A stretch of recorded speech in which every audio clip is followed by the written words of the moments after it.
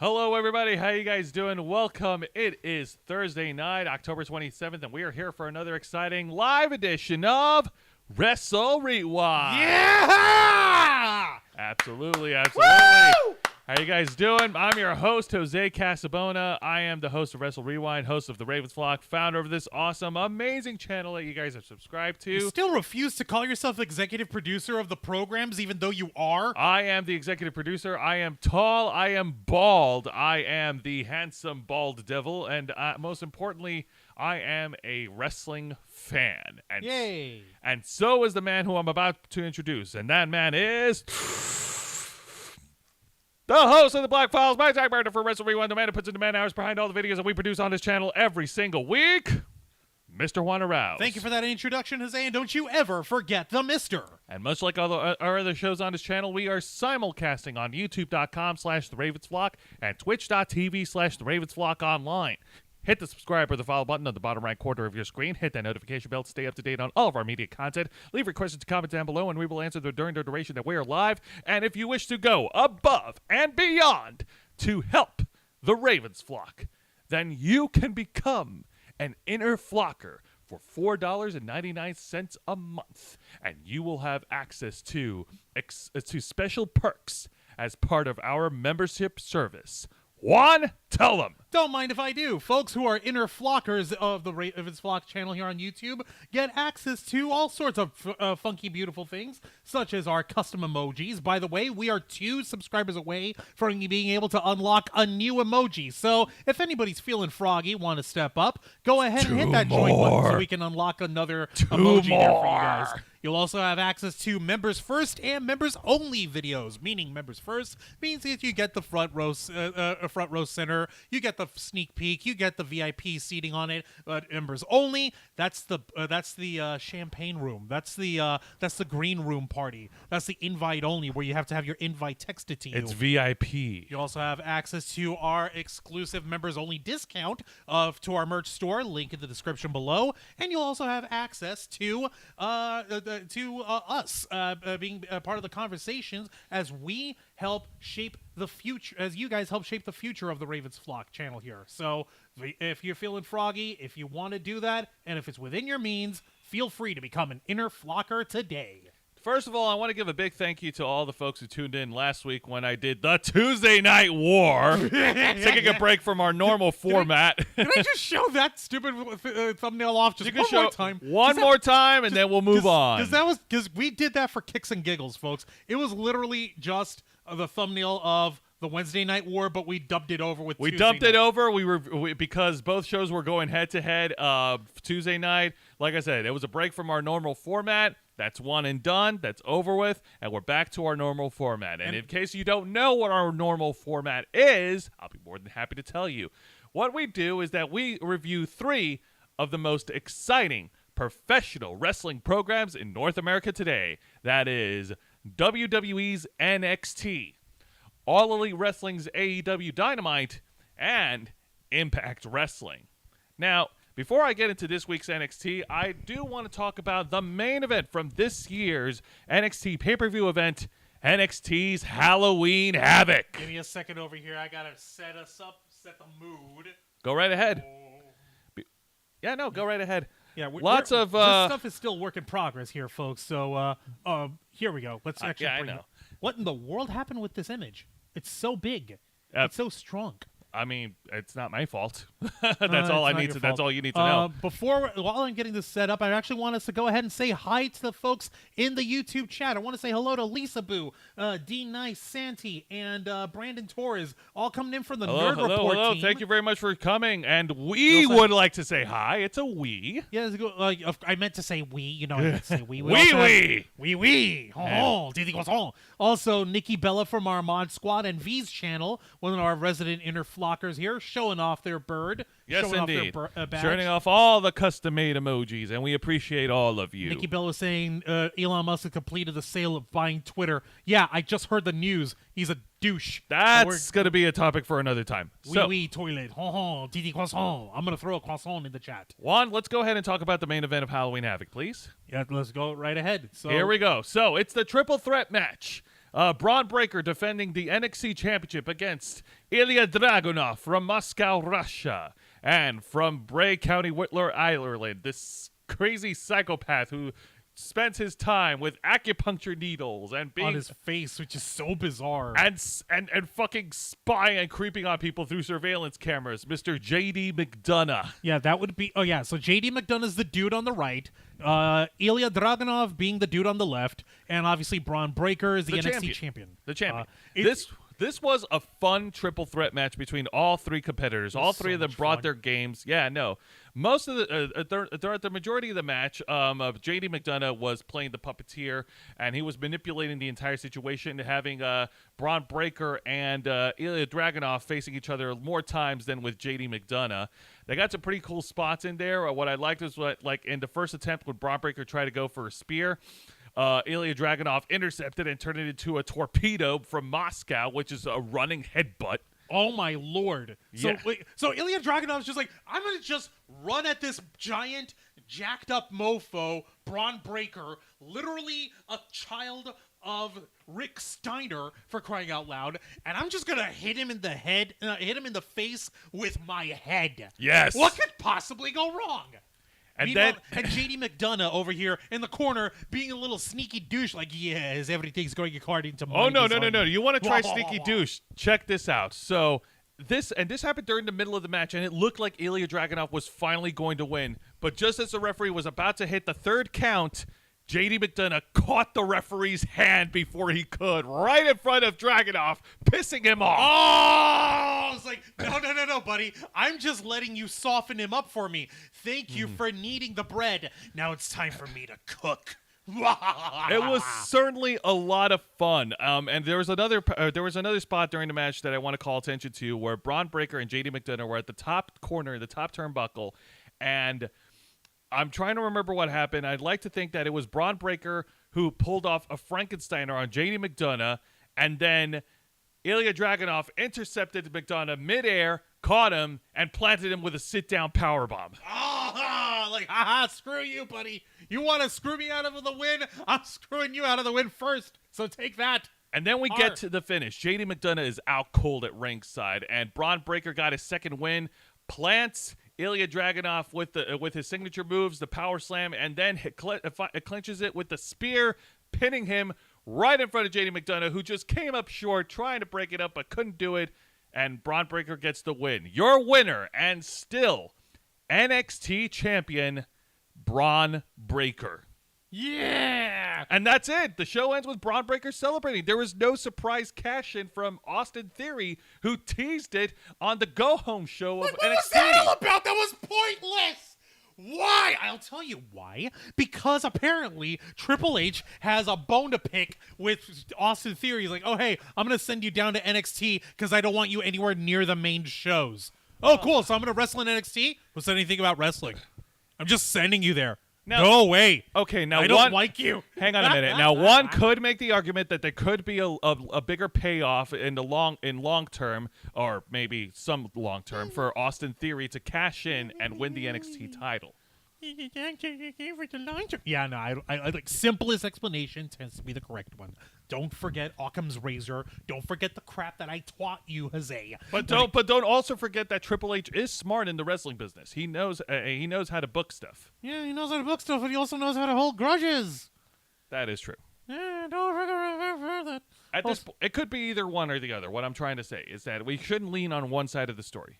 No, you're not wrong. We shouldn't lean on one side of the story or one theory and just bank on that. One theory. I went there. No, I'm not sorry. All right, now let's go to this week's edition of NXT. The show opens up with a tag match, player. Holla, holla. Oh, yeah, and you know what? Guys, you're going to love this one. Oh, yeah. I know I did. To quote Booker T.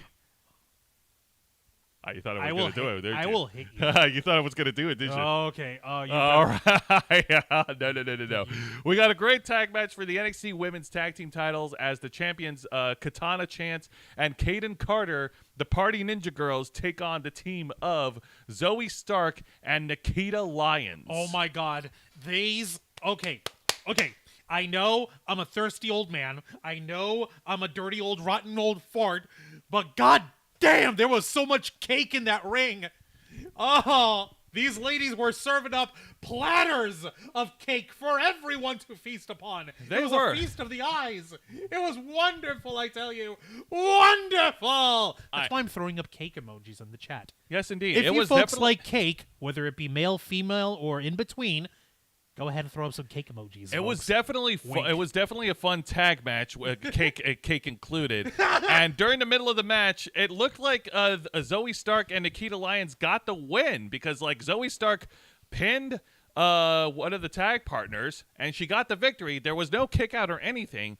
And yeah, it looked like the match was over, but then See, Nikki Bella's got the right idea. They Yes. like cake. It's yes, not a they lie. did. But then the referees and the officials started arguing, and it looked like what happened was that Zoe Stark pinned one of the partners that wasn't tagged in. Oh, you got to be So they pulled Oh. if I got my terminology correctly, they pulled the dusty finish. Oh. The referee had to reverse the decision and force the match to man. continue. Oh, that is such a bullshit move. Oh, man. Can you believe that? Like, you go through all this work, you beat the crap out of your opponent in the ring, and it turns out she's the wrong girl. She's the wrong one who was supposed to be legal in the match. Yeah. Oh, man. So the match continues, so and messed up. Nikita Lyons is firing on all cylinders. She hits her trademark moves, her giant leg split booty drop, or whatever you want to call it. It's a leg drop. It's a leg split leg drop. Leg split, leg drop. Man, that looks hot, but it looks painful if you did it. So Nikita Lyons is the blonde girl on the left. Yes. And Zoe Stark would be the blonde girl on the right, who's got a little bit more of a tan. Nikita Lyons, oh my God, she serves up so much cake. She is a bona fide world-class martial artist. She's even got some pretty good singing pipes. When I saw her one time in the middle of a promo segment throw a spinning heel kick, I thought, oh my God, the other bitch on the other side, she's dead. She's going to die. Nope. But like, seriously, then you're going to be really disappointed in what I'm going to say next. Oh, you got to be kidding me. So we get to the match finish. Zoe Stark gets knocked out at ringside, and guess who ate the pin instead?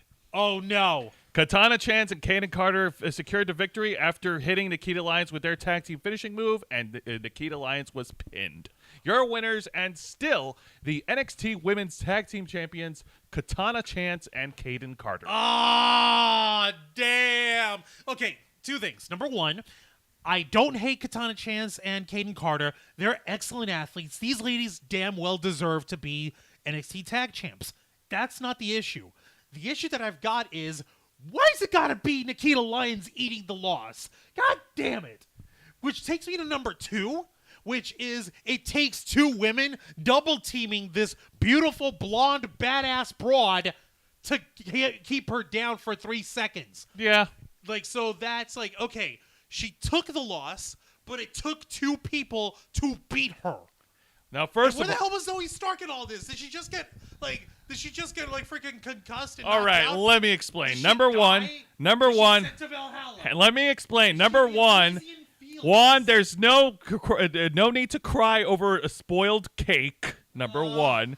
Number two, as I said, Zoe Stark was knocked out cold by the opposing tag team. And number three, at least this was a tag match. It would have been more disappointing if Zoe Stark ate a singles loss, considering she's still undefeated in one-on-one competition. Okay, so we throw Nikita Lyons under to protect Zoe Stark, Like so I that said, she this- doesn't look weak in the loss.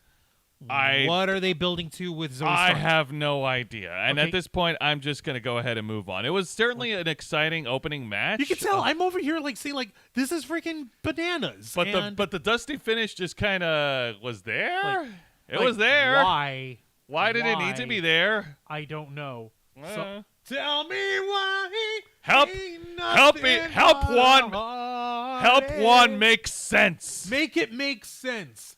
Tell me why ain't nothing but a mistake. All right, before you hijack it was number my 5. Number 5 killed my brother. before you Oh, God, hijack God, my God. damn show. I'm not trying to hijack your show. I'm musically inclined. I express myself musically. Well, here's someone who is not afraid to express herself. We get to the exciting match as SmackDown's own Shotzi, who was the host of NXT's Halloween Havoc, takes on Lash Legend. Oh shit! Yeah. Okay. Shotzi, the Filipina firecracker. I can fill this one. Thank you very much. Death. So yeah, she's the Filipino. I'm just hyping them up. and I can hype up too. Okay. Well, this is why you got a second hype man. All right, fine. Well, you can help me hype it up. Since making her debut in NXT for late 2019, yeah, no, Shotzi Blackheart. I'm gonna use her full name. I don't give a fuck. Booker T got away with it, so am I. Oh my goodness. You're worried about me saying something about Booker. Oh my goodness. That's the only thing he can explain. Okay. I know, folks. We're weirding you out. But she is awesome. She was a former NXT Women's Tag Team Champion in her own right, and she was also the host of Halloween Havoc. And she pulled off a sick costume. She was dressed up as Beetlejuice. Wait, who was she dressed up as? Nope, I'm not doing it. Did you say she was dressed up as Beetlejuice? Yes, and neither one of us are gonna say it the third goddamn time. I'm not gonna say it. You're not going to say it. You're right. Okay, guys, yeah, we're not going to say it. We cannot. We're not going to say Beetlejuice. Oh, shit. Oh, get fucked. Dun, dun, dun, Damn it. Dun. Oh, hey, Tam is on the chat. Hello, Shamanistic Unicorn Tam. Hello, Holy Tam. Thank cow. you very much for joining us. Doth my eyes deceive me? Am I seeing green? Am I seeing green with Shamanistic Unicorn Tam? Has she unlocked her membership level of being in the third level here? It would seem that she yeah, did. After Congratulations. 2 months. Congratulations. Congratulations, Shamanistic Unicorn Tam, being an inner flocker for 2 months. Absolutely. Congratulations. Thank you very much. But now, I do. Trust me. I'm not that I'm not happy, but I do want to get into this. So go ahead. So and during Halloween Havoc, by the way, she also had Shotzi was also co-hosting alongside Quincy Elliott, the Super Diva.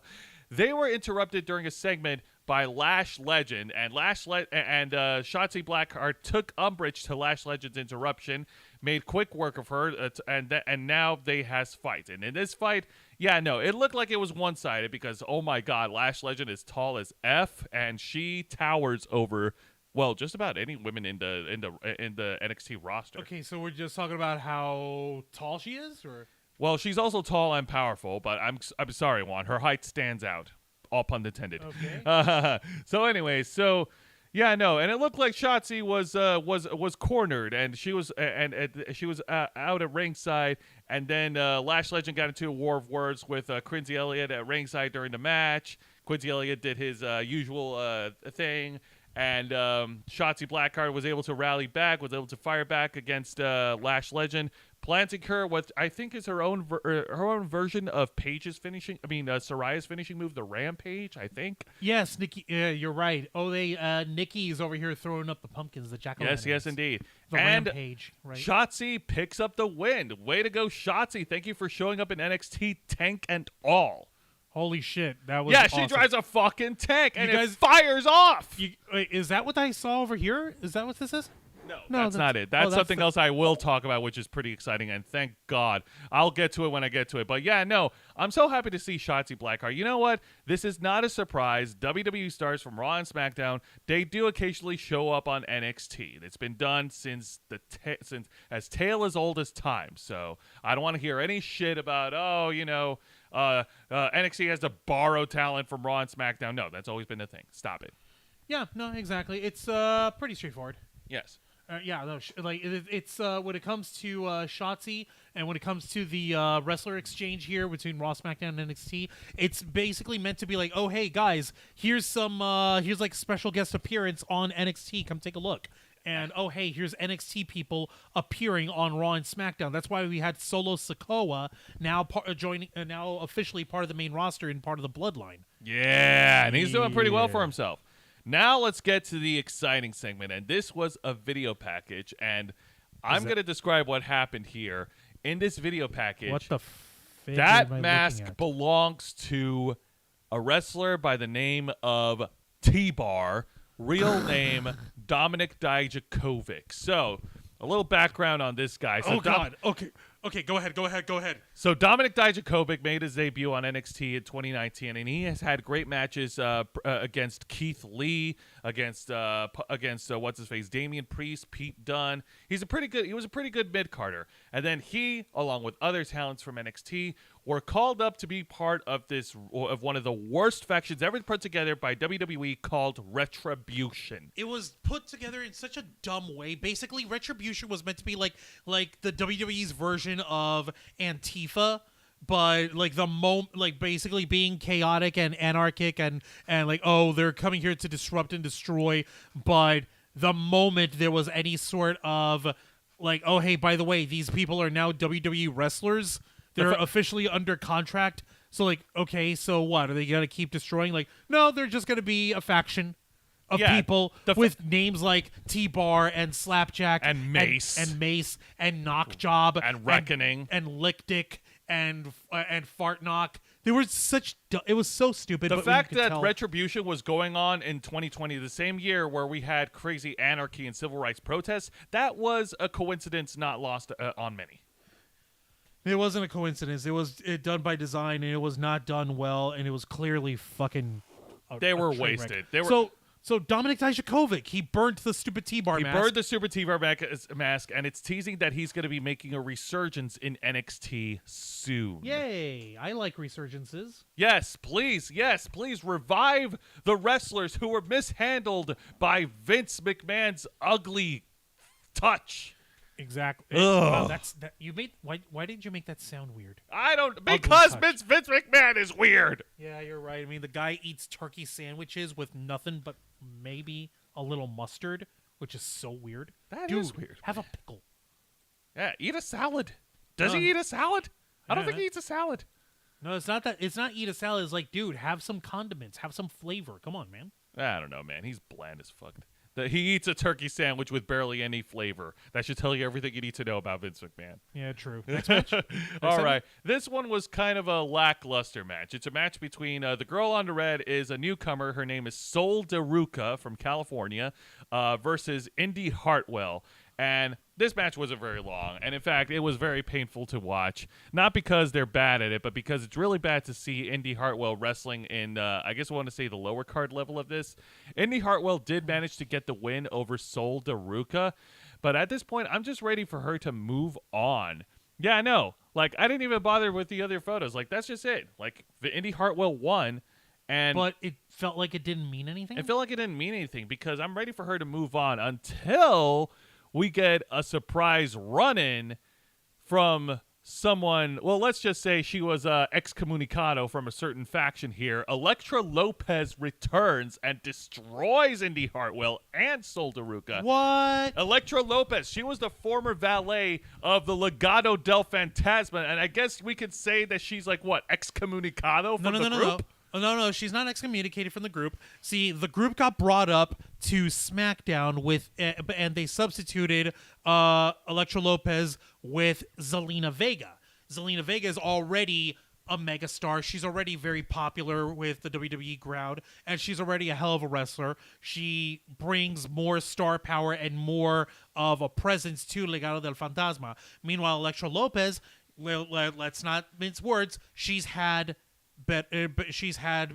very little experience in the ring.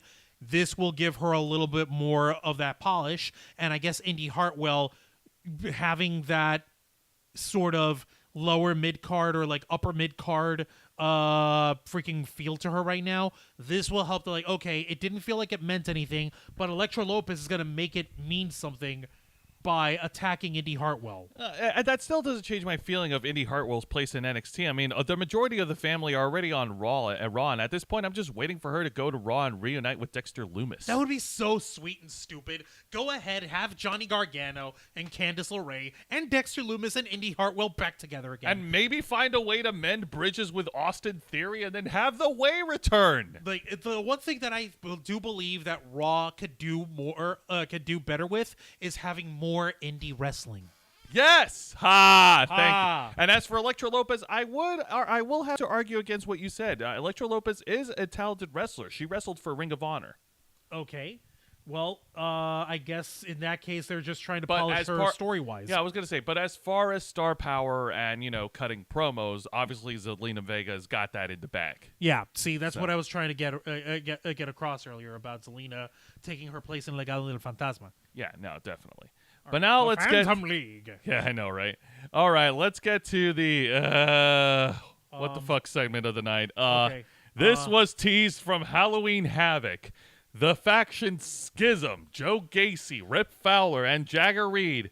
Apparently, they have evil woke cult guys. I know, right? Yeah, this is Joe Gacy in the gray polo with the giant evil creepy grin, being creepy and evil and woke and evil. And apparently they have a hardcore fan or a follower that's kept hidden in the red hoodie, and they've been helping them with their cause.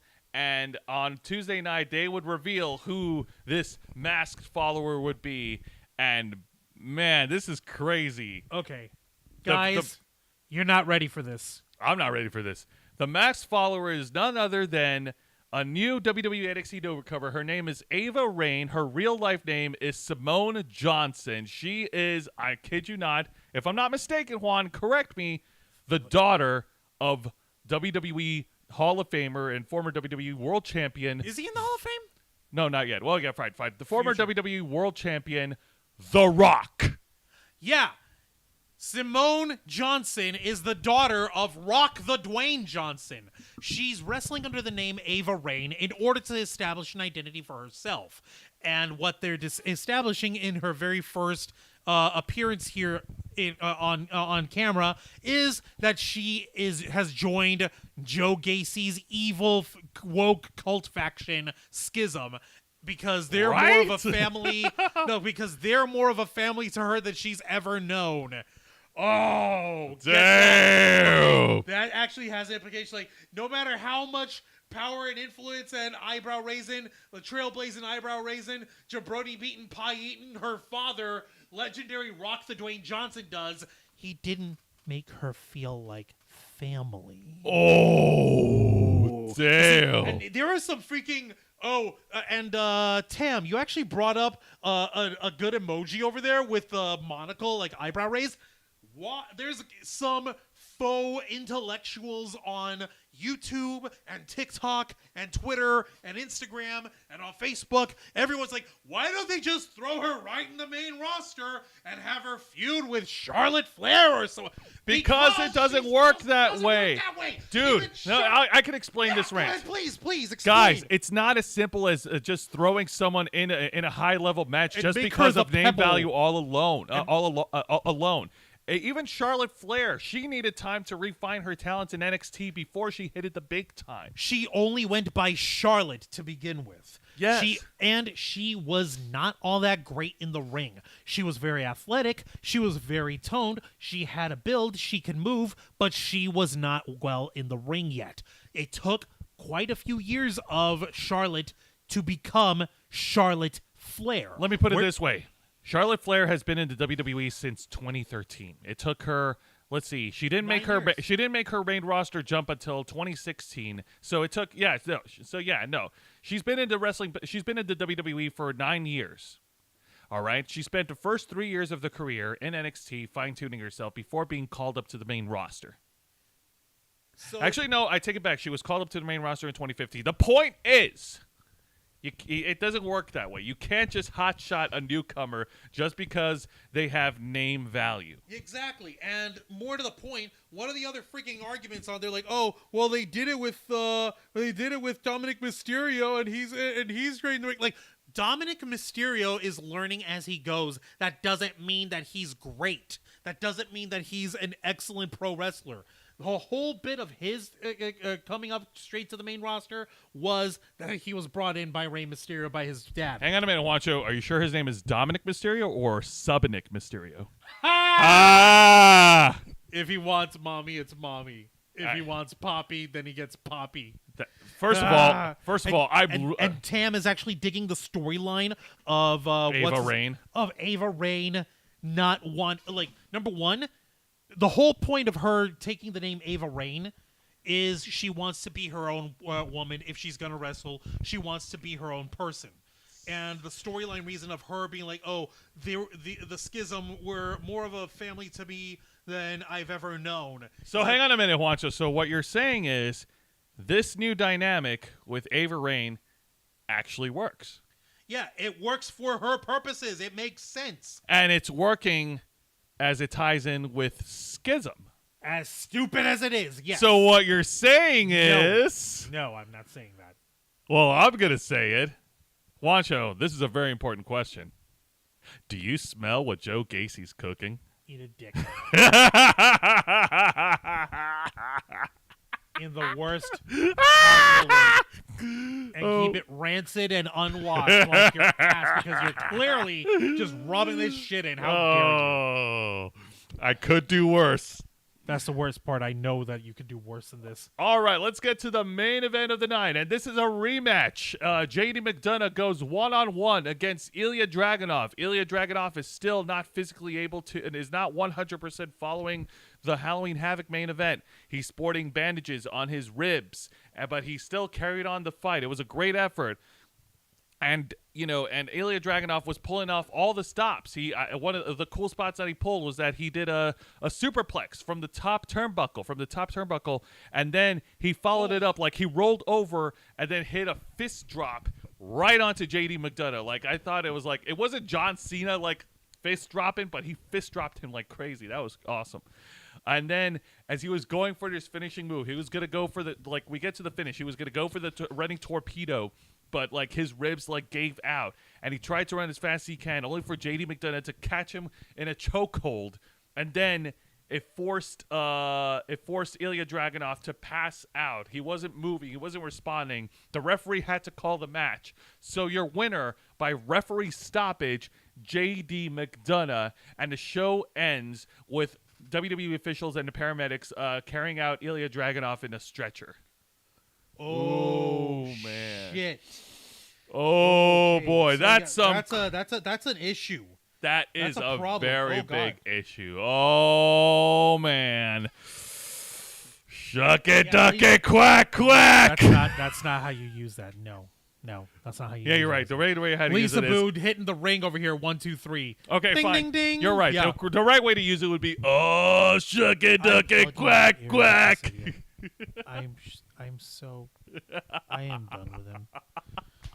I will.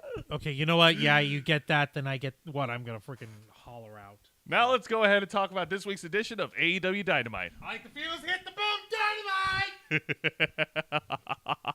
See, this is part of the appeal when we do these recaps. We get to rag on each other about our favorite shows. Indeed. Because All right. it's part of the fandom of professional wrestling if you're not a toxic douche over it. Exactly, if you're not a tribalistic, toxic idiot. Now, let's go ahead and talk about the opening match of the night. It starts off with a tag match, playa. Holla, holla. All right, so the team representing the Jericho Appreciation Society is the Jaws, the Ring of Honor World Champion himself, the Ocho, Chris Jericho, and the Ring of Honor Pure Champion, the Dragon Slayer, Daniel Garcia, teams up against the Blackpool Combat Club's own Claudio Castagnoli and Wheeler Yuta.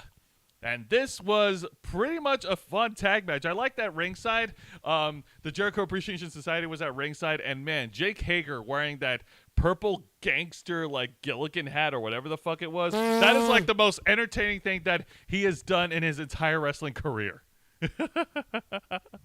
You got to be kidding me. It was funny. That's like apparently the whole gag of the Jericho Appreciation Society is that they're sports entertainers in order to differentiate, in order to piss off the AEW fan base. While kissing Jericho's ass. While everyone just sucks on Jericho's nards over here. It's also more insulting that Chris Jericho and Daniel Garcia are Ring of Honor champions when Ring of Honor is much more personified by the pure athletic wrestling abilities of guys like Claudio Castagnoli and Wheeler Yuta. Maybe that's the whole point.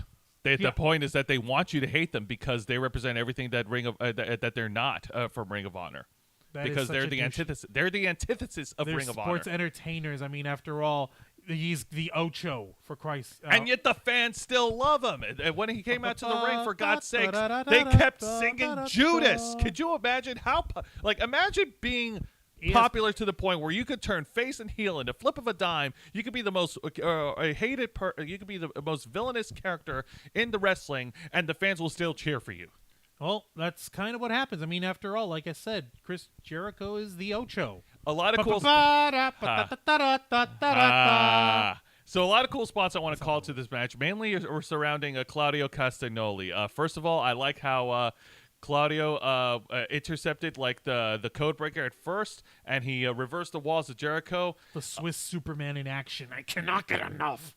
The really cool spot that he did was when he caught Jericho and did a big swing while having Daniel Garcia over his shoulder. Man, the power of Claudio Castagnoli. Holy shit. Oh, my God. That is amazing. I love it.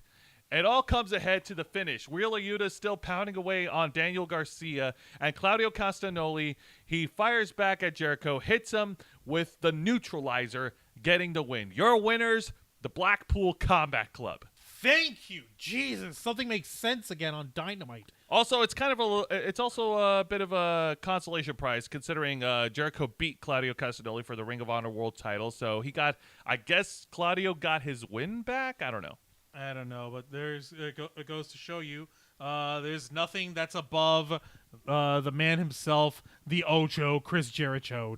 Oh Also, I want to give a quick thank you to Shamanistic Unicorn Tam, who went ahead and sent in a $5 tip to our tip jar. Thank you so much, Tam. We appreciate that immensely. Thank you very much. We appreciate it. If anyone else wishes to follow Shamanistic Unicorn Tam's fine example, feel free to go to our Stream Elements link here, which is also found in the description below. If it's within your means and if it doesn't put you out, if you think we're worth your time, go ahead and drop a little something in the bucket. Anything helps. All right, let's go ahead and talk about the exciting match of the night. Now, there was a lot of great matches, but I thought this one was really good. Straight up one-on-one wrestling match between the Spanish God, Sammy Guevara, representing the Jericho Appreciation Society, taking on the American Dragon, Bryan Danielson. The co-captain, I guess you can call, of the Blackpool Combat Club. Oh, yeah. Pound for pound, I'm going to say this, and you're going to argue with me about this one. Pound for pound, I think that he is literally the best wrestler in AEW. Who, Bryan Danielson? Yes. No, I'm not going to argue that. Okay. Yeah, I know. He, like, Bry D, I guess. I don't know, because, Daniel Bryan's not Bryan Danielson. Okay, Bryan Danielson, he is definitely, he is the cream of the crop. He is. He is the. Oh God! Now I have to find the gif of that. As you're doing that, I'm going to talk about the match. This was pretty much straight up wrestling, back and forth, and they kept it technical. They kept the ground game going. There was a lot of attempts where Bryan Danielson locked in like submission holds onto Sammy Guevara, even locked in the label lock, but Sammy Guevara was able to break out of it. And then afterwards. And then, of course, we get to the finish where Bryan Danielson just puts away Sammy Guevara with the running insane knee, getting the win. So, yeah, no. I thought it was the best match because, number one, Bryan Danielson is one hell of a freaking wrestler. And number two, I like seeing Sammy Guevara getting a little bit of his comeuppance. I don't even care if he's a little douche. Because he's a little douche. Even if we were to take the storyline stuff out of it, Sammy Guevara is undoubtedly a little douche nozzle. He really is a little douche nozzle, considering all the controversy that he stirred up with Andrade backstage in AEW, especially when they're trying to recover and trying to repair their public image from the fallout of AEW All Out in September. The fallout of AEW's Brawl Out. Yeah, like, come on, man. Like, you're going to do that shit? Really, Sammy? Come on. But, yeah, let's, like you said, leave it to Daniel Bryan over here. He is certainly the cream of the crop. Ooh, yeah, the cream of the crop. There's no lies there. Thanks, Macho Man. Ooh, yeah, dig it. All right. Let's go ahead and move into the exciting segment of the night, and it is an interview with MJF. Yep, Maxwell Jacob Friedman, the salt of the earth. This guy, of course, is never shy in front of the camera. And who else to interview him but Renee Paquette herself? Yeah, Renee Paquette got a chance. Do we have any image of that? Because that was freaking ridiculous. We don't. I'm sorry. So you're just gonna have to take my word for it. So first of all, I feel like MJF is honey dicking hard. Like, we're all being honey dicked by MJF's babyface turn or babyface-ish turn. Honey dicking. We're being honey dicked. That is the correct term for it. It's like, okay, if anyone knows what honeypot is, honey dick is the male version. Honeypot is the female version. You honey dicking! No. I'm not honey dicking you, and she's not honey potting him. All right, moving on. Sorry, but I go on. thought that bitch was blind as a bat.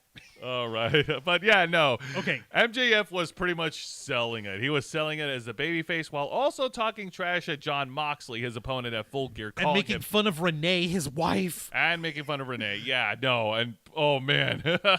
Renee. You know what? I was going to say, maybe we shouldn't push too hard on Renee Paquette, because if she got away with smacking The Miz on SmackDown a few years ago, I don't even want to imagine what she would do if she was pushed to the limit. Vicente Guerrero's in the chat. Hello, Vicente Guerrero. Welcome to Wrestle Rewind. He's over here dropping saying MJF equals babyface without being 100% good guy. Boring. Absolutely. There we go. Of course, the As interview... in he's not being a boring good guy is what he means. That's what Vicente means. Now, the interview was, of course, being interrupted by the manager of The Firm, the faction that is backing up MJF. The manager of The Firm, Stokely Hathaway, former Malcolm Bivens from NXT, basically tried to get some words in and told MJF, like, hey, you know, everything's all good here. He thinks everything is hunky-dory until MJF smacks the mic off of Stokely Hathaway. Again, and then talks down to him, saying like, oh, maybe you got a little too comfortable because we know each other, and then told him that he wants Jon Moxley 100% at Full Gear, so there will be no excuses when MJF beats him, and that Stokely Hathaway better fall in line or he's fired. So, yeah, it's like, is Stokely Hathaway's probably thinking like, excuse you, I'm the one who put this faction together. Oh, man. Like, dude, you're going to talk that way to the guy who used to manage the Diamond Mine? Come on. Yes, I mean, look at where the Diamond Mine is now. They're still cool. But do they exist? Yes. Because Julius Creed won that ambulance match. Oh, yeah, that's right. He did. Yeah, fuck him. But we're getting off topic. This is pure 100%. Like, he is parading the whole babyface thing while still being his MJF self. Still his douchey, like, smarmy, like, little heelish asshole self. Yeah. And at this point, we're just waiting for the big payoff next month. What's the payoff going to be? How the hell is this going to turn out? Clearly, Jon Moxley being AEW World Champion, he's not going to turn heel, not in the way that we would expect. There would have to be some other way. I think what's going to happen is because more sympathetic. I think what's going to happen at Full Gear is that because MJF had a little moment with William Regal a week ago, I think, and this is a theory, I think William Regal may double cross Jon Moxley and put the belt and side with MJF. Is that an official prediction? That is one of my predictions. That is one of my theories. And MJF will turn heel again and basically give the finger to everybody. Because, remember, the greatest thing the devil has ever done was convince the world that he doesn't exist. And the devil is real. And the devil is MJF. Are you literally just quoting his own promos as a freaking proof of your theory? That's not proof. No, I'm not. No, I'm quoting a promo from CM Punk in Ring of Honor, man. Come on. He took the same quote. Freaking MJF, freaking copyrighted. CM Punk. Also, Vicente Guerrero is saying Diamond Mine still sort of lives. That is until Roderick Strong can get out of his contract, and then the other members go off do their own thing. Yeah, we'll see. You're not wrong. You're not wrong. I was just kind of giving them a hard time over all of it. Now, let's get to a match that I really didn't enjoy. Not because it was a bad wrestling match by any means. It was still fun, but just because of the outcome. Also, hello, Adriana G. Welcome to Wrestle Rewind. How are you doing tonight, dear? Thank you very much for joining us, Adriana G. We appreciate it. Let's go ahead and bring it up, Juancho. It's a women's match between Jamie Hayter versus the returning inaugural AEW Women's World Champion, Riho. Okay, so, all right. So, those of you who may or may not know, Riho comes from the Japanese Joshi pro wrestling scene, which is, okay, it's like the women in the professional wrestling team are it's treated like a dojo. It's treated like a live-in academy, and the training is extremely brutal. Yes. So, and in order to counteract the brutality, a lot of the girls, they dress very frilly, very like Doki Doki cosplay girl. Yeah. Yes. And also, like, so, but Riho, she may look like she's a Barbie doll, but she fights like fucking that freaking weird old that mascot from the Honeycomb cereal. You know, that weird No, I know what you Tasmanian mean. devil I know what looking you thing. mean. Also, Vicente was saying, and hey guys, in Raven's flock at WCW, Raven quoted the same devil lines. So freaking Raven said it first, then CM Punk, then and MJF, and now me. Everything comes in full circle. All roads lead back to the Ravens flock. And for the record, we didn't name our channel or our group after Based Raven. on Raven. There's a whole story. We'll actually put a video I came of up with it. in the Yeah, future. yeah. All right. So, Good anyways, supporting, so let's get back Adriana. to the match here. Yes. So, this was a classic David versus Goliath match, and yes, Juan is not wrong. Riho is a tough cookie. She was able to fight back. One of the cool spots she did was hitting a Code Red powerbomb on Jamie Hayter, nearly getting a 3 count from that. Everything was going fun. Everything was fun. The match was great. The fans loved it. The fans were cheering for Jamie Hayter, which is a surprise. And and Jamie Hayter put away Riho with 3 lariats and securing the win. So your winner, Jamie Hayter. Okay, what? Jamie Hayter beat Riho, the girl who returned last week and saved Toni Storm. And she was the very first women's world champion, and she lost in her in her Dynamite return match. Okay, firstly, what? And secondly, no. Why would you do that? I mean, I get it. Fans like Jamie Hayter, and you got to go with what the fans are going for. And yeah, that's fine. But no, man. Like, Riho was your very first champion. Why would you do a disservice to her? I don't get it. Well, who the hell does she piss off backstage? I think it's more the fact that it has more to do with how over Jamie Hayter herself is. Even Vicente is on the chat over here saying anytime Jamie Hayter's in the ring or on the mic, it's a 10 out of 10 moment. It's great that she went over, much as Riho is great in her own style. Jamie is so underrated. Fair Okay. enough. It's just like, I don't know. It just feels like, I Like, don't does it have to come at the expense of Riho just coming back? Yeah, you That's couldn't. the question. This could have been done, Thank- and Jamie Hayter could definitely still look strong.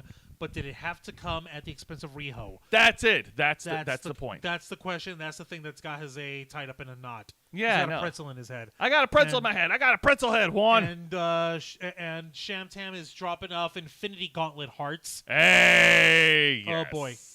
Thank you. Crap. Thank you. I just realized that's kind of terrifying. That is kind of terrifying. But that being said, like I said, I like the match. I'm great. I'm happy that Jamie Hayter is getting this push. She's getting all this momentum. It sucks that it has to come at the expense of Riho, the girl who literally just came back last week.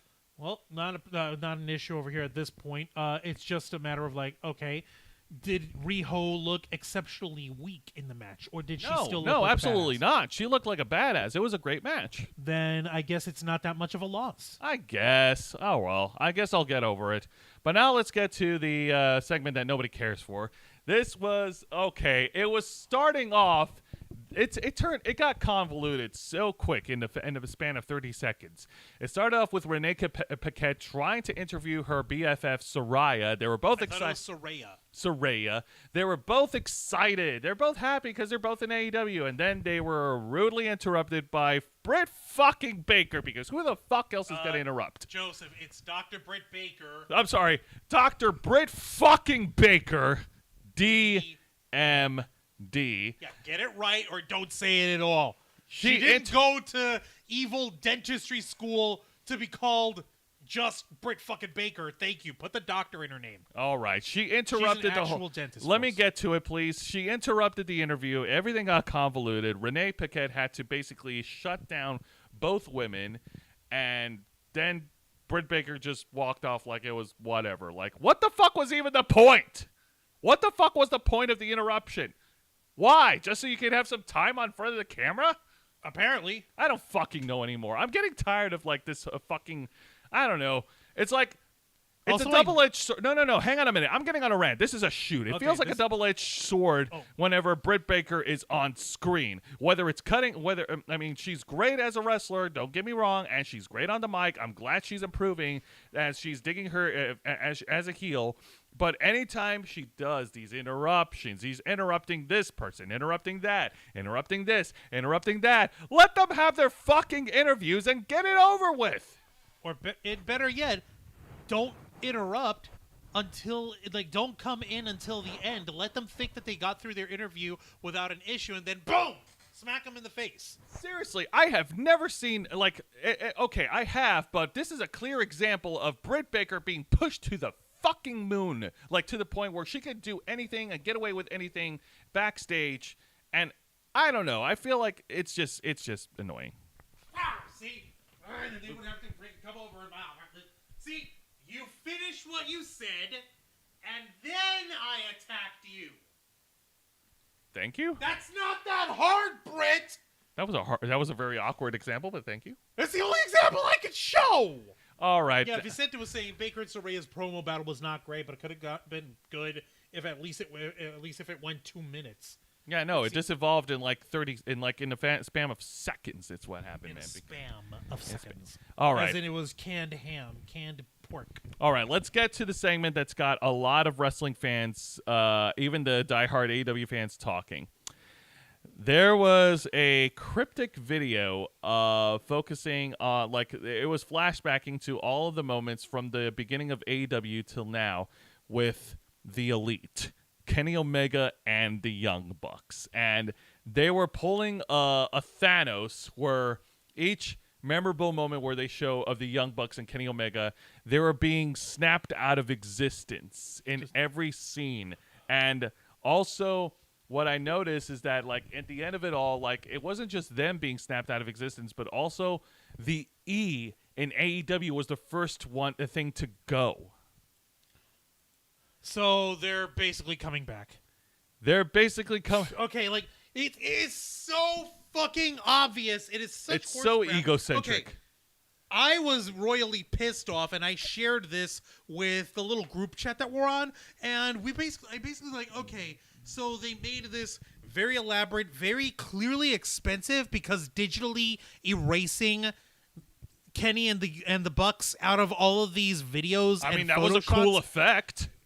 It costs a pretty penny to try and get that done, but the point of that is is this the end of All Elite Wrestling? Because we haven't heard from the most important and most wonderful people of All Elite Wrestling ever, Kenny Omega and the Young Bucks. Oh no, what if this is the end of All Elite Wrestling? There's no All Elite Wrestling without the Elite. Yeah. There's no AEW without them. It can never exist if they're not around. Which basically fucking means that they're coming back in a week and a half. Yeah, because these guys like to hotshot everything. It's so fucking stupid. It is painfully hotshotting. The Elite haven't been seen on AEW programming not since the chaos from AEW All Out 2022. The fallout of AEW All Out. Yeah, no, they were suspended along with CM Punk, and they were stripped of the AEW World Trios titles, aka the AEW I only want to play with my friends, but we totally don't want to look like we're being egocentric, so we're gonna make a belts division for ourselves and put ourselves on the belts. Yeah, championship. Trust me, there's a lot of shit that I'm mad about with the whole thing with Brawl Out now that more details are starting to come out. But that's for a whole different video. That's for a whole nother time. The point of this is that it's this. It's meant to be this cryptic message, oh, what does this mean? Oh, does this mean that AEW is getting a rebrand? A little too late for that. Does this mean that AEW doesn't exist without the it's such a fucking blatant, obvious message. And you know what's stupid? The fact that we have to talk about it basically means that they got the effect. We're talking about you. Congratulations, Kenny Oblivious and the Young Fucks. We're talking about you. We've been talking about you. I'm still a CM Punk man. Yes. I'm still a Paul Heyman guy. Hang on a minute. I sent you the picture, by the way. Let's before we continue on. I know it's late. I know it's a day old. No, check your file. Check your folder. Check your folder. Yeah. Considering that. Yeah, considering it was yesterday. Considering all this happened yesterday. A very late, happy belated birthday to CM Punk. Look in my eyes. What do you say?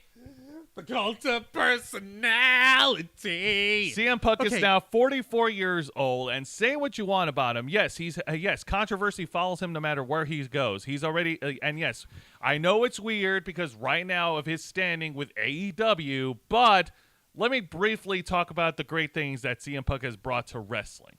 And Juan, too. Juan can also bring it up. In fact, Juan can bring it up better than me. Okay, number one, he helped pull the WWE out of one of the dumbest slumps that they had been in years by doing their version of the Summer of Punk until it got lost in the shuffle by having his Money in the Bank in 2011 championship match against John Cena and winning the WWE championship on the final night of his contract, which was legitimately the final night of his contract. He re-signed on the day of the show.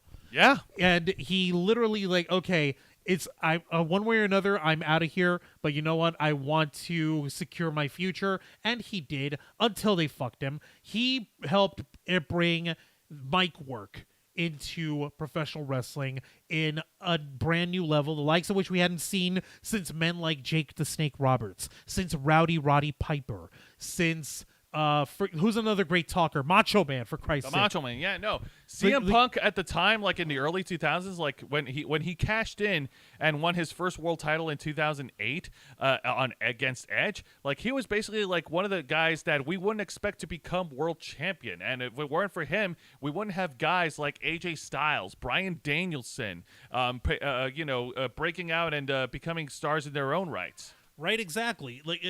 And we're not just talking about his time in WWE. We also mean his time in Ring of Honor. He helped build Ring of Honor since he was part of the original inaugural roster of the place. He had some of the most legendary matches with guys like Bryan Danielson, like Samoa Joe and AJ Styles and Raven, for Christ's sake. And of course, we also have to talk about the impact that he's made in AEW. When he made his return on August of 2021 on Rampage in front of the United Center in Chicago, Illinois, the energy that was generated by the fans was enough to power the entire city of Chicago. With ice cream bars! Yes! With his name on it! Fuck! Yes! These guys would be making a terrible mistake, in our opinions, if they decide to let CM Punk go. Yeah, no. Letting CM Punk go would be a horrible idea. He brings in numbers. He brings in money. He's had great matches in AEW. He's had a great match with Darby Allin at All Out 2021, their most successful pay-per-view in history.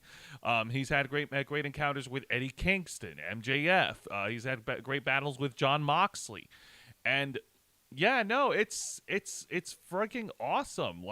And it just sucks that not only this whole controversy that's happening with Punk following All Out 2022, but also he's also nursing an injury from All Out 2022's main event against Jon Moxley, and he's been very injury prone as of late. And just so we can have the official accolades of this man, going in order.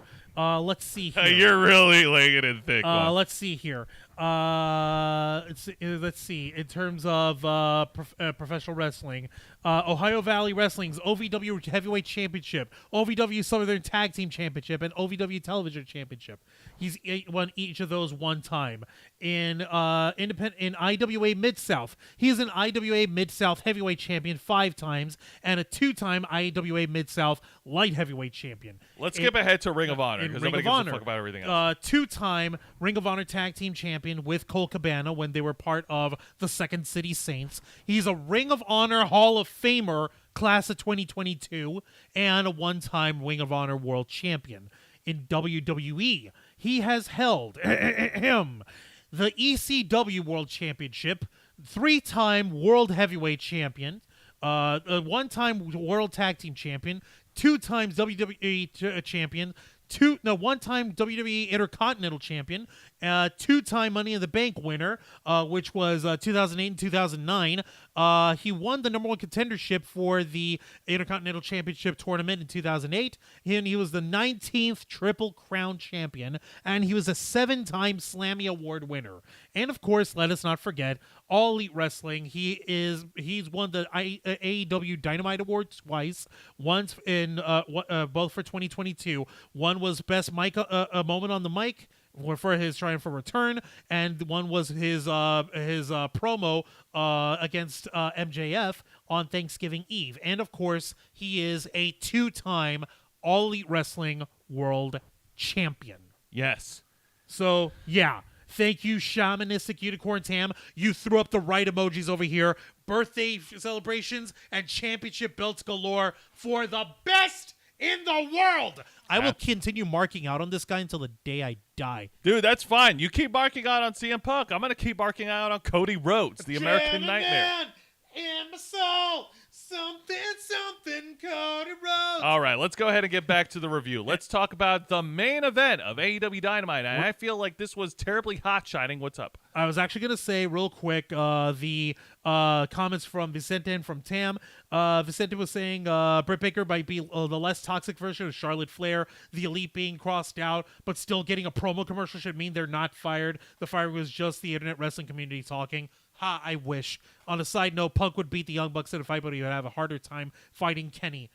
Oh, God. If I could get my hands on Kenny Oblivious. He also said, I remember when Austin Aries won the TNA Impact World title. Punk talked about it, said Impact was going in the right direction, putting the title on Austin fucking Aries. You're right. And Tam likes your Cody shirt. Oh, well, thank you. I appreciate it. All right, let's get to the main event. And this is for the AEW World Championship as Jon Moxley defends the championship against 1/3 of the AEW World Trios champions, Penta El Zero. Miedo. Yes, Penta El Zero Miedo. Oh, yeah. What the hell is he wearing? You know what? Speaking of wearing, I sent you the picture. It's on your folder. Can we give major kudos to what Penta El Zero wore to the ring in his entrance? Check it out. What the hell is this guy? Bro, that is fucking awesome. What the frick? He looks like a Mortal Kombat character. Yes, that is based Penta right there. Holy shit. What the fuck? Armor. No, it's a robe. Look at that, Tam.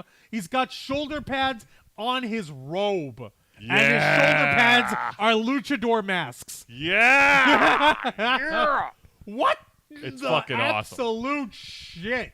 All right, let's get to the wrestling. Oh my God, this guy is so freaking gimmicked out. Okay. Hey, he's cool. He's got style to back up his lucha style. It doesn't look good. All right, so let's get to the match. The match was pretty awesome. It started off with both of them doing their chops. You know, Penta doing his shtick, the Cero Miedo thing before chopping away. And then we get into the fight. They start fighting. Vicente said that he was cosplaying and it looked like fun. Nice. Yeah, no.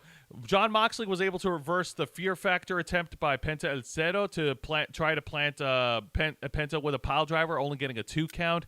And then later on during the fight, Penta El Zero was able to finally lock in the Fear Factor, which is the package pile driver.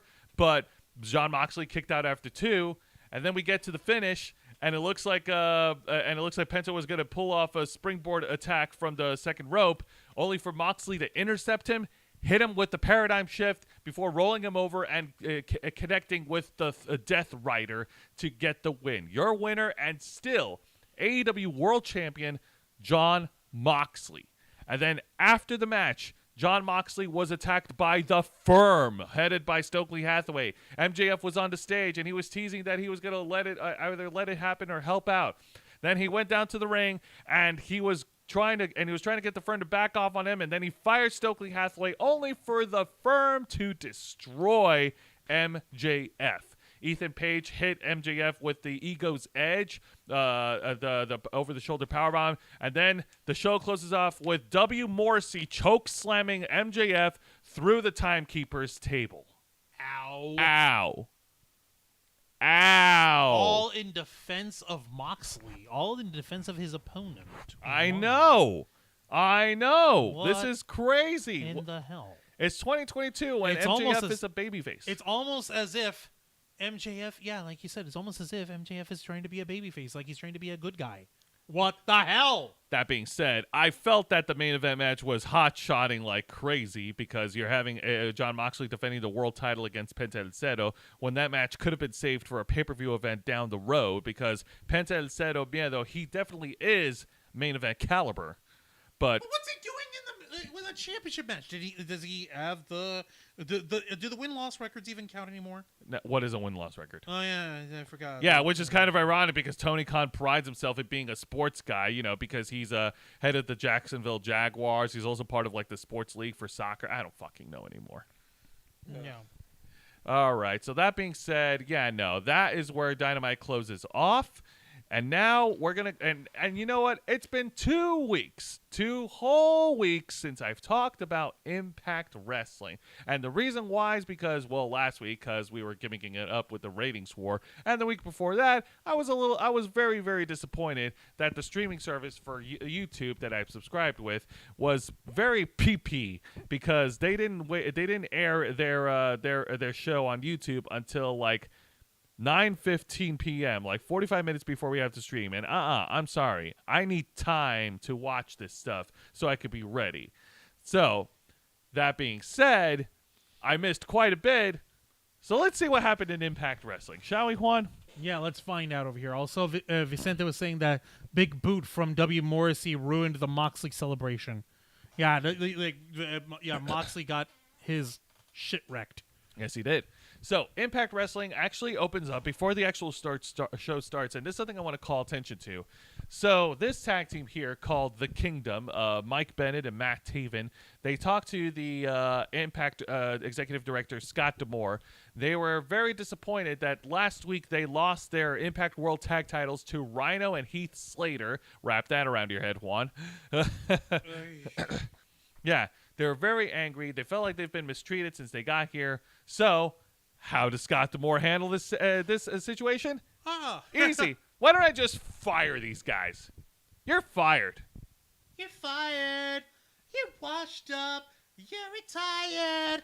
Hit a miss. I bet you never miss. Huh? I don't know. I kind of feel like that is not a very good end for them. I mean, they right now, like the Kingdom, like Mike Bennett and Maria Kanellis and Matt Taven are now signed with AEW. By the way, you're right. Oh my God. Yeah, so they're signed with AEW. The entire faction of Honor No More is no more, and that's going to come back as I go into the review a little bit later. But man, if there was a way to write them off of Impact, I don't know, firing them? That just seems weak, doesn't it? Not just weak, it seems kind of just seems kind of sad if you think about it. It's ridiculous. It doesn't make any sense. But you know what? These guys don't really like Honor No More has been on a downward trajectory pretty much since their inception. They kind of haven't. They kind of lost the right to make sense anymore. Yeah, I know. And like I said, we're going to get to that later on because there's something I do want to talk about that. But yeah, no, this was just not good. That being said, I do want to talk about an exciting match of the night. And Juancho, I know you're going to like it. It's pretty cool. It's a one-on-one encounter between Alex Shelley, one half of the Motor City Machine Guns, and one-third of the Time Machine. And against always ready Matt Cardona. Yeah, my boy! The original internet champion, Matt Cardona. I believe this is his first official match back at Impact? Yes, he was sidelined with a bicep injury after dropping the Impact Digital Media Championship. And, this is his first match back. Actually, he made his return in the Call Your Shot Gauntlet Battle Royal at Bound for Glory. And, yeah, he got a really nice warm welcome by all the ECW originals there. They fucking hate him. So getting into the match, this was definitely a lot of fun. Matt Cardona is the heel, of course, and he's trying to use his heel tactics with the referee's back turn, trying to get every opportunity in, including having interference from his BFF, the current digital media champion, the most professional wrestler, Brian Myers, interfering. And then later on in the match, we get a couple of near falls here. So, first of all, I like how the Motor City Machine Guns put away Brian Myers with their signature tag move, which looks awesome if you watch it at high speed. And then with the referee's back turned, Matt Cardona tries to gouge Alex Shelley's eyes in and then plants him with the radio silence finishing move, only to get a 2 count. And then he tries to pull off every trick in the book to try and get a dirty win after dirty win until we get to the finish. What's his face? Alex Shelley tries to roll up for a 2 count. He gets whiplashed to the ropes with the referee's back turned. Brian Myers whacks Alex Shelley in the face with the Digital Media Championship. And then Matt Cardona rolls up Alex Shelley to steal the win. Your winner, always ready, Matt Cardona. Goddamn. Yes. Real quick in the chat, what's her face? Tam is over here saying like, oh, they'll be back as far as Mike Bennett and what's his nuts? Matt Taven. Matt Taven, there we go. And they said like, well, one of them might be back. Whereas Vicente is saying that it's kind of strange over the last year in Impact seeing Matt Taven and Vincent on the same side, considering they were feuding over the ROH World Title months before.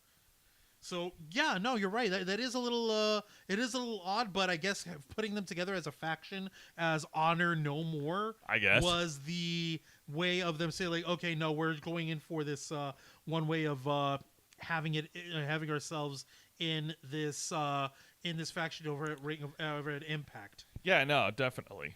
All right, so let's go ahead and get to the exciting segment of the night, and this is more exciting because it was actually focused on a legit storyline, whereas everything else was just a bunch of misguided fuckery, in my opinion. These are just our humble pro wrestling nerd opinions. So take it for what it's worth, folks. So in a backstage segment, the Impact World Champion himself, Josh Alexander, has a little bit of words with the Impact Hall of Famer herself, Gail Kim.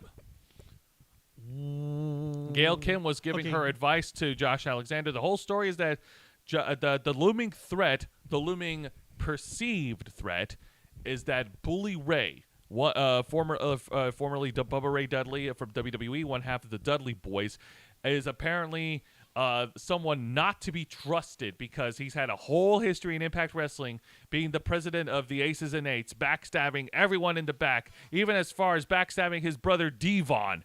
And yeah, no, he's just someone that shouldn't be trusted. Gail Kim shared her experience with it, but just as she was going to finish giving her 2 cents to Josh Alexander, boom! Backstage assault by Steve Macklin as the officials tried to break it up, and Frankie Kazarian then rushes, who's the number 1 contender, to Josh Alexander, breaks it up.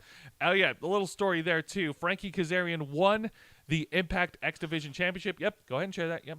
All right. He won the Impact X Division Championship. He is elected to go with option C, where he forfeits the title, and he's challenging Josh Alexander for the Impact World title at their upcoming pay-per-view event, Overdrive. And oh, snap. Yeah, and then Frankie Kazarian by the way, Frankie Kazarian is still employed by All Elite Wrestling. Actually offered to tag team with Josh Alexander next week to take on the New Japan Pro Wrestling Strong Tag Team Champions, Aussie Open. They're the Australian tag team who are representing United Empire. That's right. Oh, shit. This is a problem, man. This is a problem, and this is pretty fun. So why the hell are they knocking on Josh Alexander other than the fact that he's the Impact World Champion? What do you mean? What? Forget it. You wouldn't understand. No, I wouldn't understand. What I don't understand is just, I don't know. It's 2022, and we're seeing Bully Ray, who won the Call Your Shot Gauntlet Battle Royal. You know, I am so glad that young upstart, that fresh-faced rookie who has so much potential in the future of professional wrestling, Bully Ray, finally getting the recognition he deserves.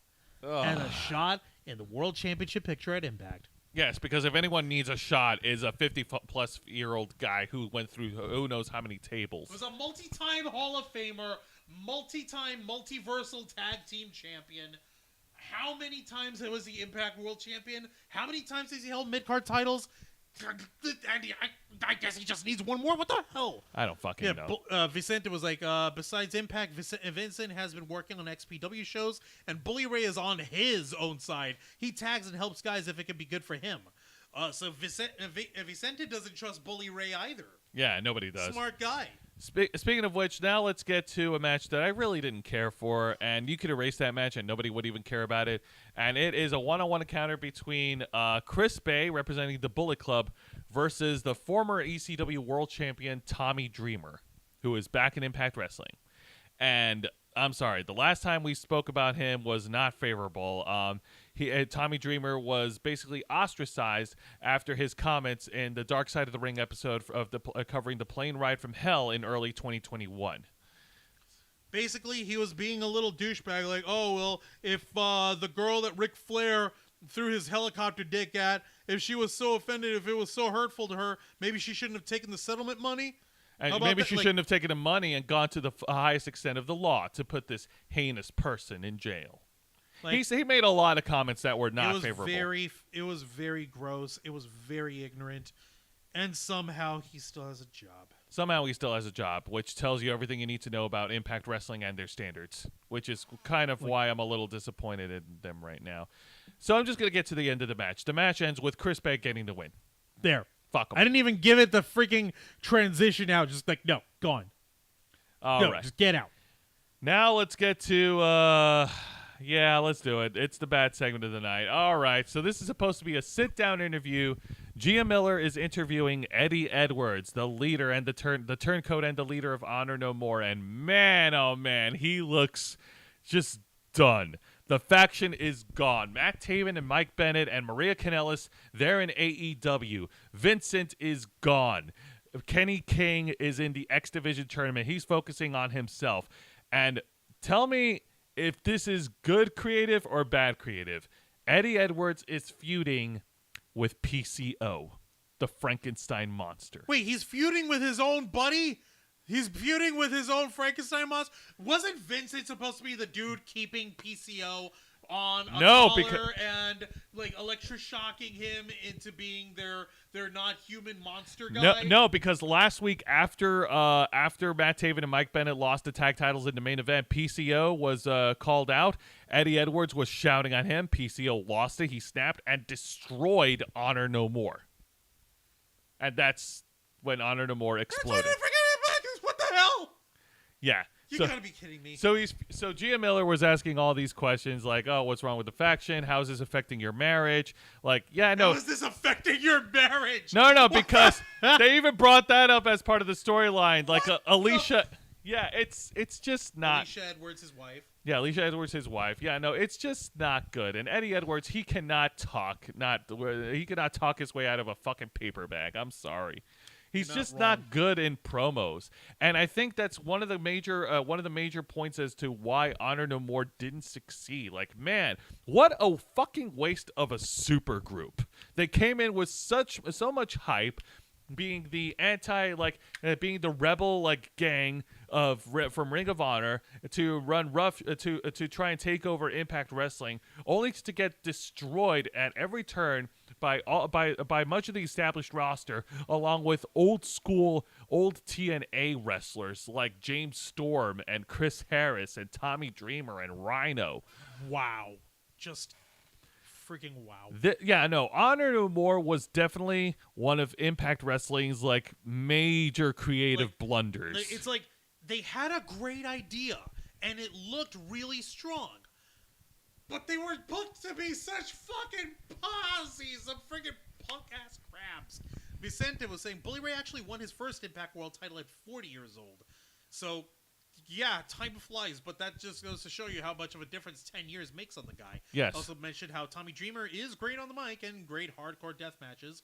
It works for Tommy that he's a bad technical wrestler. I mean, imagine Dreamer versus Sandman in a technical match. Cringe. Yeah. You're not wrong. There's only one issue with that. Why is he still around? Why is he still wearing the weird man bun?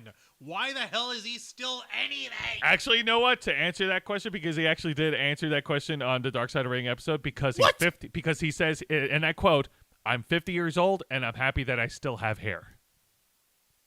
Oh, well, good for you. Maybe in like 20 years, I've got that same kind of attitude.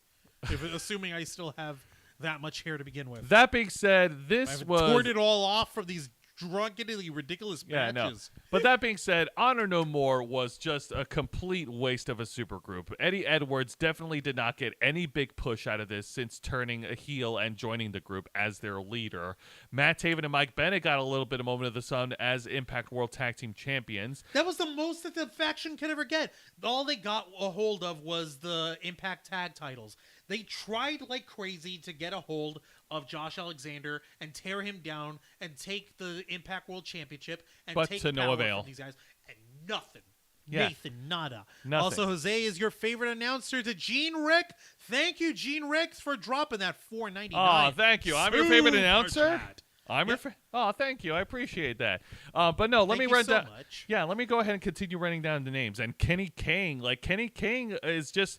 He was there. He was mostly feuding, chasing the X Division titles. It kind of looked like he was focusing on his own thing while still being part of the group. And PCO, oh my God. Let's not talk anymore about PCO. PCO is a great guy. He's a great wrestler.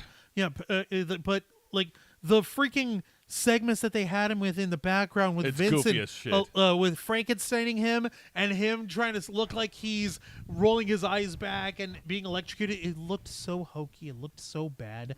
It worked when Matt Hardy was doing the Broken Universe stuff, being hokey and bad, but because that was done on purpose. They want you to believe that PCO is actually a Frankenstein monster.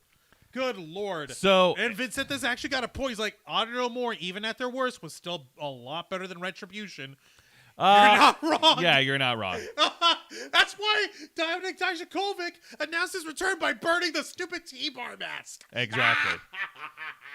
Oh, man. But that being said, this interview was just not good. Eddie Edwards looks really exposed.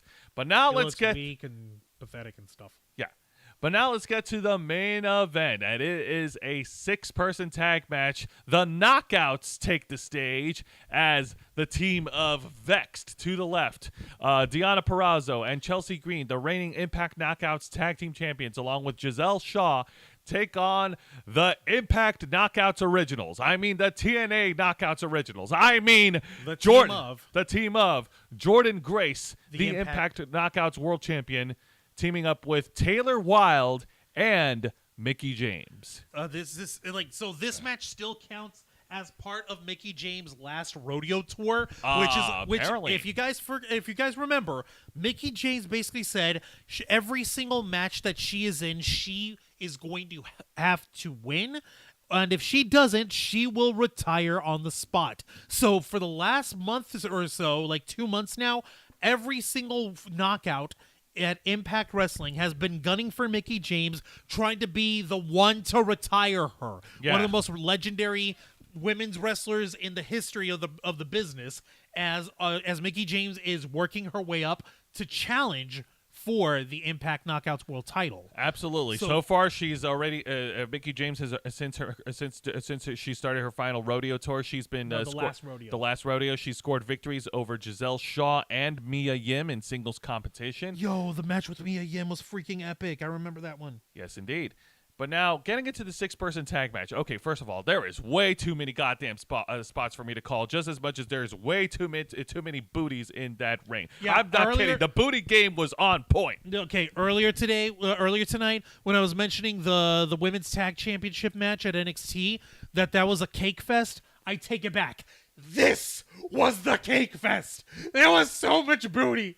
There was so much cake. It was. My God, I must celebrate properly, folks. Do me a favor. If you enjoy cake, whether you're male, female, NB, in between, non-binary, or if you just like the aesthetic of a very nicely well sculpted Gary, share your cake emojis. Share the cake emojis in the chat. Of course, the match ends with the babyfaces getting the win. Why are we just cutting straight into it? What the hell? Because, like I said, there's way too many spots for me to call, man. Just call some of the big spots on there at least, man. All right, well, I will say this, because, like I said, if I call every spot, I'm going to be here all night. Tam over here with just cupcakes. Like, okay, those are cakes, I guess. Cakes too. Those are like really tiny cakes. They're really, those are like for ladies with tight, firm, small booties, yeah, but still have a little bit of curve. Okay, I'll try to call a few, because if I call every spot that happens in this match, I'm gonna be here all night, and I do We're need already my sleep. Here all night. Might as well. And I do need my sleep. Sleep, that thing. Yeah, no. Every knockout got a chance to shine here, especially Jordan Grace when she got the hot tag and she was a powder keg and started wailing on all the women. Like I said, each of them got their signature moves in. They got their shit in. Juan saw the match with me. Tam is now dropping pancakes. What does that mean? Is that like appreciation for flat booties? Pancake is a cake, you know. But what does it... So the match ends. If this is right, all 6 women could not look bad if they tried. You're not wrong. I know. So the match ends with Mickie James planting Chelsea Green with her finishing move and getting the win. Your winners, Mickie James, Jordan Grace, and Taylor Wilde. And there was no surprise post-match beatdowns, no Pier 6 brawls, no bullshit. Well, it ended in a Pier 6 brawl. All the women getting in the middle there was all the women getting their shit in. They were brawling and they hit their moves. Yeah, that happened. And no, the match ends with the babyface women celebrating. Not just any babyface win. It was Mickie James getting the pinfall on Chelsea Green. Chelsea was trying to I'm gonna take her down. I'm gonna be the one to end the last rodeo. That is true. Ha, The real ha. story. That is true. The real story is Mickie James, and Mickie James and Chelsea Green was the one who gave Mickie James her loss, sending her away and leaving us thinking that Mickie James was gonna retire. So. Right. So yeah. No. That ain't how it works, fam. That is not how it works, fam. It's ridiculous. And yeah, Tam is like, I just like to hear you laugh. I can appreciate a nice ass. Yeah, as can we. All right. So wrapping up the shows here. So exciting match and main event aside, I don't know. I'm really skeptical about the direction that Impact is going right now with Bully Ray in the main world title picture. Like, I can forgive Frankie Kazarian because, hey, Frankie Kazarian is still in his prime and he can still go at his age. But, like, Bully Ray, I think he's the last person that needs a title shot, that needs any type of championship gold right now.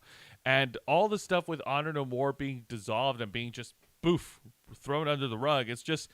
Man, I just feel like it casts a shadow along with all the other stuff that they have going on that's not firing on all cylinders. Like, I'm sorry, I cannot watch Tommy Dreamer on screen without thinking about how much of an asshole he was in Dark Side of the Ring. I can't. It's just it is a bit of a pill. It's just that shit don't fly, son. Yeah, I know. Now, AEW Dynamite was definitely fun. The opening tag match was awesome. The right team got the win here. The main event was also fun, albeit a little hot-shotted with Moxley pinning Penta El Zero. Vicente was over here saying, LOL, after the pin, Chelsea looked like she was trying to throw kicks from the ground at all three of them. Yeah. They were going to get Bully versus Moose, and now, nope, changed in booking. It's ridiculous. But getting to AEW Dynamite, the main event was definitely fun. Everything they're doing with MJF it's just stroke of genius. Like, oh man, it just leaves an entire cloud of unpredictability as to what's going to happen heading into Full Gear in November with MJF leaning babyface right now. And it was definitely fun. It was definitely fun. There was all the other shows were great. I guess I wasn't too big on Riho getting the L to Jamie Hayter, but it is what it is. Now, this week's edition of WWE NXT was also fun. I'm happy seeing Shotzi again. Anytime I see Shotzi is awesome. The shit that they did with Ava Raine and Schism was weird. It was bizarre, but it was the good bizarre. Like, okay, that took everyone completely out of the element because nobody saw it coming. I guess. But at the same time, that is a really nice little shocking way to debut someone. Yeah, the opening match and the main event were fun. The opening match I was kind of a little taken back because they did a dusty finish with the referee reversing the decision. Yeah, it looked like Nikita Lyons took the win, but nope, she pinned the wrong girl. Also, how did Nikita Lyons lose track of who was legal and not? And while I was happy to see R-Truth get into a war of words with Grayson Waller and owning his ass. Yeah, that wasn't a segment. R-Truth, of all people. Yeah, appearance saying that he's there to help celebrate and open up Halloween Havoc. Oh God! So it's R-Truth being R-Truth. And Grayson Waller was like, "Dude, that was 3 days ago. I was there. You're late." You're just playing with me, man. Okay, how much dumber can R-Truth act anymore? He's in his 50s. Okay, but still, like, what? Yeah, he's in his 50s. What? Look up his age. Bullshit. He's not. What? Give me a minute. Google his age. And while that was entertaining, all right, don't pause. He's 50 years old. Yeah. Jesus jumped up Christ. Yeah. And while I found that to be entertaining, I thought the video package of Dominik Dijakovic getting a resurgence, burning and abandoning the T-Bar mask, I thought that was much more powerful story because, yes, a superstar is being revived. Thank fucking God. Oh, man. Thank goodness. Good mercy. All right, so a couple of announcements before I wrap up. First of all, there will be no Los Amigos play this Saturday as we're trying to save our energy, our gaming energy, for the upcoming subathon that's happening on Sunday, October 30th. Nerds watching all over the internet, we, the Ravens flock, present to you Black Sunday. Our start time will be 1 p.m. Eastern as we do a playthrough of Bendy and the Ink Machine on the Nintendo Switch. It's going to be a lot of fun. I'm going to be in costume. We're going to have Halloween candy around. And we're going to have sugar-free candy because of my beatus. And we're each going to be put through the ringer. I'm going to play. Angel's going to play. Juan's going to play. I'm going to play for all y'all. You guys suck. And you guys actually seriously thought that this was scary. I still would have gone with Blood Rain. Okay? We have a copy of Blood Rain for the GameCube. We can hook up the Nintendo Wii for it. And I would have had us have fun. It would have been so glitchy and so retro in the best way possible. He don't know. Also, furthermore, any chance to hear the voice of Laura Bailey is always a positive. Oh, and you took it away from me. Oh, you guys suck. You don't know. You're gonna know. You're gonna know. Trust. But, like, it's called Bendy and the Ink Machine. It's based on like playable horror of like, oh, there's an abandoned animation studio. Oh my god. Thing. It's a possessive mother. I'm not scared of this crap. You can't tell me that this is scary. You know, you could keep pissing on it, but when the day comes, you're gonna wish. That's in 72 hours, by the way, folks. This subathon is 72 hours away, which is why we put the link here in the description in the live chat. Also, remember that this is a subathon. Our goal is to get our number of subscribers up, especially with YouTube purging people from being subscribed to certain channels, and it's happening to us as well. Not to mention YouTube continuously trying to ad limit us and limit our reach over here in the Ravens flock. I just had to put in 2 reviews today. One for last night's episode of the Black Files where we talked about Easy. The other from 2 weeks ago, the stand up for our boy Louis Lecca from Nerd Report. They tried to limit that. I had to put reviews on that. I'm still waiting to hear back. So there's a guarantee that we can tell you Auntie Susan may have let us take. I think Auntie Susan is seeing us like that we the Ravens flock. I think she's like, I don't think she sees us as a threat, but I think she's starting to take notice. Yeah, so she's trying to stick in our craw. So we're counting on your help. Take the link in the live chat. Also, I set up the live stream here on YouTube to end and redirect to the pause screen for the Sunday subathon. And yes, and also as part of my final announcement, for next week, next Saturday on November the 5th, we on Wrestle Rewind, we will be hosting a watch party for WWE's Crown Jewel Premium Live event. Oh my god. This will be me and Juan's first time actually sitting down and watching their big Saudi Arabia pay-per-view from beginning to end. Because shoot me, apparently. Yes, and the main event for the pay-per-view event for Crown Jewel is Roman Reigns going one-on-one, I kid you not, against Logan Paul for the undisputed WWE Universal Championship. Okay, I need to ask something. What time does the show start? Well, since it's in Crown Jewel, you know, international times. Yeah, I know. You know, time zones is a big thing over there. I'm going to actually look up this. Oh, you're looking up the start time. Okay. Yeah. Okay, so November 5th, what time? It doesn't say. No, I did look it up. It's supposed to be 12 p.m. 12 p.m.? Okay, so we're basically streaming all day because 12 p.m. to like 3 p.m. and then 5 p.m. we'll have Los Amigos play, and 7:30 we'll be having the Ravens Flock live. So the 5th of November, Saturday, November 5th, is going to be a threefer. Yeah! It's a trifecta of entertainment that only the Ravens Flock can provide. All we would need is me just shouting into the screen for 2 hours after all the shows for the Black Files, and that would give you guys the most ridiculous Saturday ever. Do we want to do that? Just freaking fuck it. Just throw it at the wall. We don't care. Do we want to destroy my brain? If it makes you feel any better, Juancho, I'll buy you food. Damn, my one weakness. Hells yeah. All right, so that's going to do it, folks. That's going to do it for this week. Juan, plug us away. Don't mind if I do. Thank you very much for watching this week's live stream edition of Wrestle Rewind, hosted by Jose Casabona, as he reviews with you the best and the worst of 3 of the most exciting professional wrestling programs in North America today. WWE's NXT, All Elite Wrestling's AEW Dynamite, and Impact Wrestling.